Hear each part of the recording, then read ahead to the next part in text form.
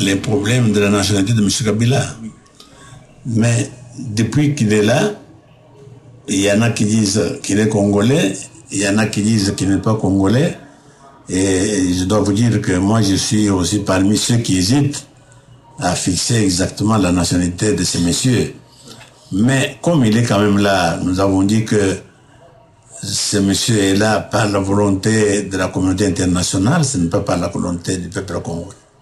Il est là, nous devons le prendre comme tel, mais justement, comme maintenant il y a des élections qui vont déterminer la fin de son mandat, c'est pour ça que j'en profite pour demander aux Congolais, quels qu'ils soient, de tout faire pour participer à ces élections et d'exprimer leur rejet de ce régime qui a retardé le pays pendant 10 ans et qui doit laisser la place à un leadership crédible qui a la volonté, qui a la confiance du peuple congolais, qui n'attend que cela pour continuer à participer au développement de son pays.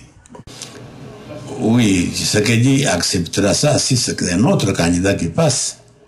Mais il doit être évident que si M. Kabila passe, ça ne peut être que par tricherie, parce que nous sommes au Congo, nous connaissons le Congolais, tous, vous venez de dire vous-même ici, et expriment la même volonté du rejet de M. Kabila. Et si jamais, par miracle, M. Kabila passe, c'est une certitude que chez nous, il risque d'y avoir une véritable explosion. Parce que personne ne croira que M. Kabila peut passer par des élections libres, démocratiques et transparentes.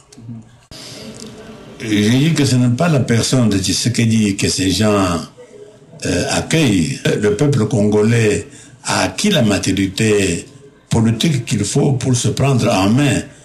Donc, ce qui me fait plaisir dans tout ça, c'est que la lutte de l'UDPS a atteint son but. La lutte de l'UDPS consistait à élever les niveaux de conscience, les niveaux de maturité du peuple congolais pour que, justement, cette union qui dit pour la démocratie et le progrès social, que cette démocratie soit le fait des Congolais eux-mêmes, que ce ne soit pas le fait de forces extérieures.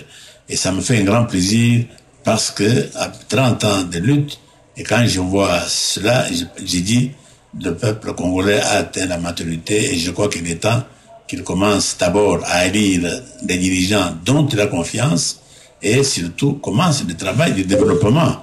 Parce que la maturité, après la maturité, il faut maintenant que les Congolais pensent au développement de leur pays. Et ça me fait un très très grand plaisir. C'est que demander à mes compatriotes de continuer à me faire confiance, parce que vous venez de le dire vous-même, l'accueil que je reçois partout, que nos compatriotes continuent à me faire confiance. Nous allons instaurer un état de droit au Congo où régnera la justice, la bonne gouvernance et la lutte contre la corruption et contre les antivaleurs. Ce qui fera qu'ils pourront avoir un cadre dans lequel ils peuvent se développer et atteindre des niveaux que tous les pays développés ont atteints. Merci. L'histoire nous apprend que même les conflits les plus graves ont trouvé leur solution dans le dialogue. En effet, ce dialogue nous permettra de rétablir la vérité des urnes et de convenir de la suite à donner après les hold-up électoraux de novembre 2011, de rassurer tout le monde quant aux animateurs de la CI et de garantir l'alternance démocratique. Hier, Tshisekedi. Ah mais demandez-leur de cesser des insinuations préjudiciables à l'endroit de M. Tshisekedi. Si M. Kamere veut continuer sur cette lancée-là, il aura à chaque fois la réponse qu'il mérite. Mais demandez-leur de cesser des insinuations préjudiciables à l'endroit de M. Tshisekedi. Si M. Kamere veut continuer sur cette lancée-là, il aura à chaque fois la réponse qu'il mérite. Nous avons plus de 90 partis politiques qui se sont rangés derrière M. Tshisekedi, sans condition.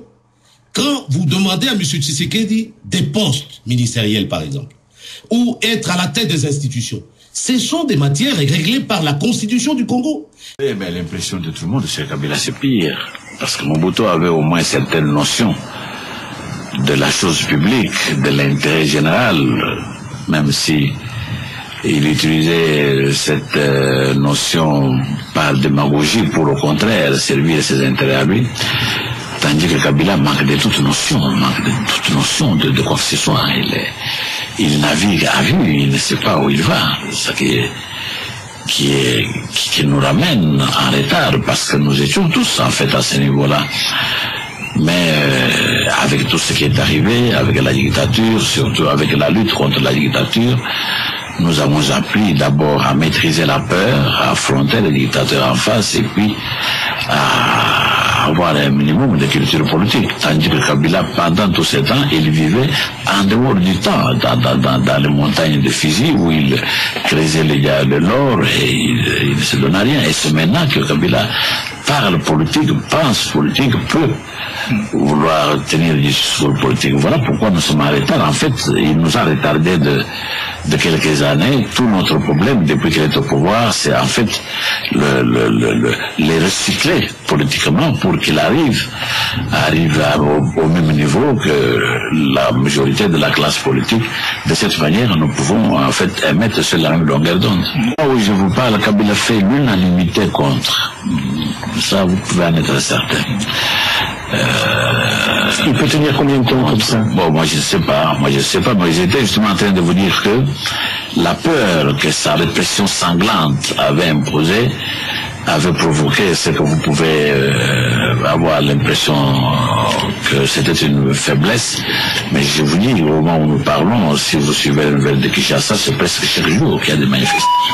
Maintenant, la peur est terminée, le parti d'opposition, particulièrement mon parti, a commencé à mobiliser les jeunes. Et je ne donne plus beaucoup de jours à Kabila s'il ne s'implique pas. Explosion, même dangereuse pour tout le monde, à commencer par lui-même. Mais dans le passé, on a vu les Congolais capables d'accepter n'importe quoi sans se révolter. Ah ben mais justement, il y a un phénomène de croissance. Il ne faut pas croire que le Congolais reste statu quo. C'est comme un enfant congolais grandit tous les jours. C'est pour ça que maintenant nous parlons de la démocratie, parce que nous sommes suffisamment mûrs pour nous gouverner.